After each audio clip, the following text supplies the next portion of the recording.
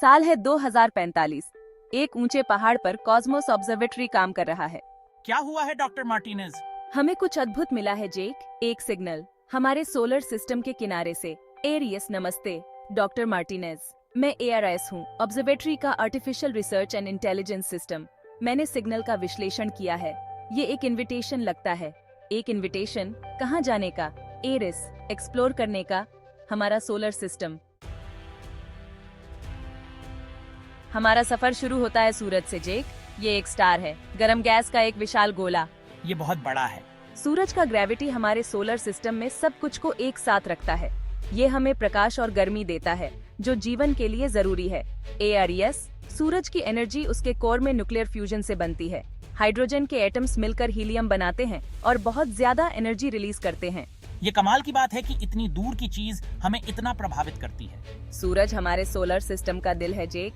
इसके बिना हमारा अस्तित्व नहीं होता। अब हम यात्रा करते हैं बुध ग्रह की, जो सबसे छोटा ग्रह है और सूरज के सबसे करीब है। एरिस बुध पर बहुत ज्यादा तापमान होता है। उसके दिन बहुत गर्म होते हैं, लेकिन उसकी रातें बहुत ठंडी होती हैं। ऐसा क्यों है? बुध का एटमॉस्फेयर बहुत पतला है, इसलिए वो गर्मी नहीं रोक सकता। एरिस इसके बाद शुक्र है। ये आकार में पृथ्वी के समान है, लेकिन ये बहुत गर्म है। बुध से भी ज्यादा गर्म? हाँ, शुक्र का एटमॉस्फेयर कार्बन डाइऑक्साइड से भरा है, जो गर्मी को ट्रैप करता है। ये एक रनवे ग्रीन हाउस इफेक्ट है। ये तो एक डरावनी जगह लगती है। शुक्र हमें याद दिलाता है कि हमारे अपने ग्रह का बैलेंस कितना नाजुक है। और अब हम अपने घर पृथ्वी पर पहुंचते हैं। ये बहुत नाजुक लग रही है। ऐसा ही है। पृथ्वी यूनिक है क्योंकि यहाँ जीवन के लिए परफेक्ट कंडीशंस हैं।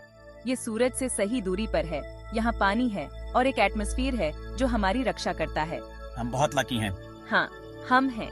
पृथ्वी हमें याद दिलाती है कि हमें अपने ग्रह, अपने एकमात्र घर की रक्षा करने की जरूरत है। एरिस पृथ्वी ही एकमात्र ऐसा ज्ञात ग्रह है जहाँ जीवन है।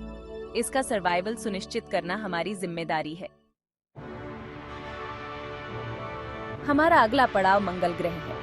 लाल ग्रह, जिसका नाम युद्ध के रोमन देवता के नाम पर रखा गया है। ये थोड़ा रेगिस्तान जैसा दिखता है। यह सही है। मंगल एक ठंडा, धूल भरा ग्रह है जिसका वायुमंडल पतला है। लेकिन हमारा मानना है कि कभी यहाँ महासागर और घना वायुमंडल रहा होगा, शायद जीवन भी। वाह, क्या हम वहाँ एलियंस खोजने जा रहे हैं? हमें अभी तक कोई नहीं मिला है जेक, लेकिन हम परसेवरेंस जैसे रोवर से अतीत या वर्तमान जीवन के संकेत खोज रहे हैं। एरिस पृथ्वी के बाद मंगल सबसे अधिक खोजा गया ग्रह है। हो सकता है कि एक दिन इंसान इसकी सतह पर चले। यह तो कमाल होगा। खुद को तैयार कर लो जेक, हम एक अद्भुत यात्रा पर हैं। अब हम बृहस्पति के पास पहुंच रहे हैं, जो हमारे सोलर सिस्टम का सबसे बड़ा ग्रह है।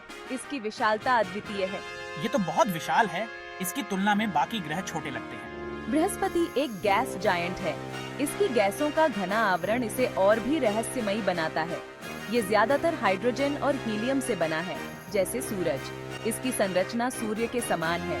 इसकी पृथ्वी या मंगल ग्रह जैसी सॉलिड सरफेस नहीं है। ये पूरी तरह से गैसों से बना हुआ है। वो बड़ा सा लाल धब्बा क्या है? ये बहुत ही विचित्र दिखता है। वो ग्रेट रेड स्पॉट है। यह एक विशाल तूफान है। ये एक बहुत बड़ा तूफान है, पृथ्वी से भी बड़ा, जो सदियों से चल रहा है। इसकी ताकत और स्थायित्व अद्वितीय है। एरिस बृहस्पति के 75 से ज्यादा मून्स हैं। ये सभी चंद्रमा अपने आप में अनोखे हैं।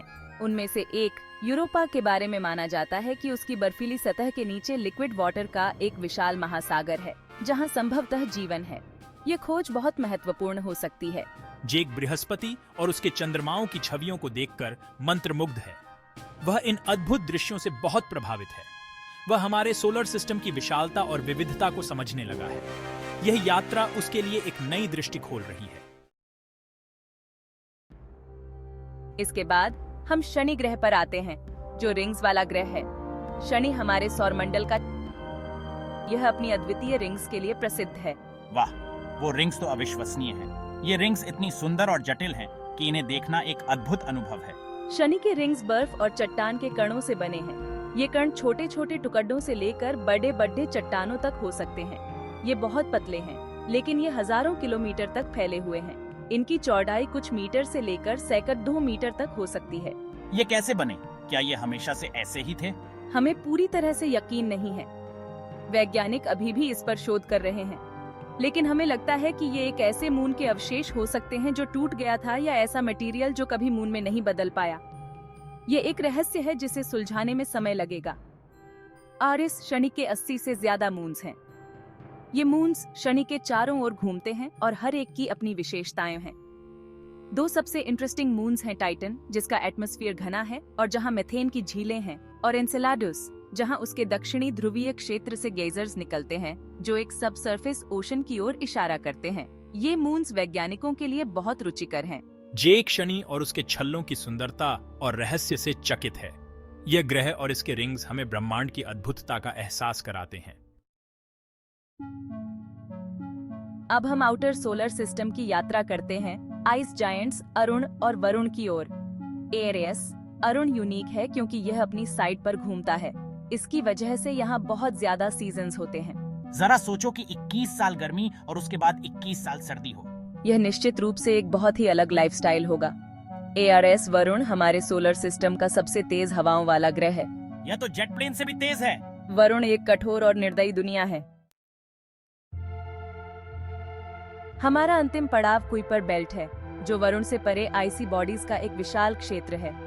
यह क्षेत्र हमारे सौर मंडल के सबसे रहस्यमय और अनजाने हिस्सों में से एक है। क्या यहीं पर प्लूटो है? क्या ये वही प्लूटो है जिसे हम पहले ग्रह मानते थे? हाँ, बिल्कुल। प्लूटो को कभी हमारा 9वां ग्रह माना जाता था, लेकिन अब इसे ड्वार्फ प्लैनेट के रूप में वर्गीकृत किया गया है। ये बदलाव 2006 में हुआ था। यह एक ठंडी चट्टानी दुनिया है जिसका एटमॉस्फेयर पतला है। इसकी सतह पर नाइट्रोजन, मीथेन और कार्बन मोनोऑक्साइड की बर्फ पाई जाती है। माना जाता है कि कुइपर बेल्ट लाखों आइसी ऑब्जेक्ट्स का घर है, जो अर्ली सोलर सिस्टम के अवशेष हैं। ये अवशेष हमारे सौरमंडल के निर्माण के समय से बचे हुए हैं, और यहीं से हमारे सोलर सिस्टम के किनारे से हमें वह रहस्यमय सिग्नल मिला है। यह सिग्नल वैज्ञानिकों के लिए एक बड़ा रहस्य बना हुआ है। जेक स्क्रीन को देखता है। उसकी आंखों में जिज्ञासा और उत्सुकता है। उसके दिमाग में विचार दौड़ रहे हैं। क्या यह सिग्नल किसी इंटेलिजेंट लाइफ का संकेत है? कुइपर बेल्ट में क्या रहस्य छिपे हैं? क्या यहाँ और भी कुछ है जो हमें नहीं पता? खोजे जाने की प्रतीक्षा में और कौन से अजूबे हैं?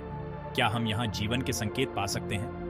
उसे एहसास होता है कि यह एक्सप्लोरेशन की एक अविश्वसनीय यात्रा की शुरुआत है। यह यात्रा हमें हमारे सौरमंडल के सबसे गहरे रहस्यों तक ले जाएगी।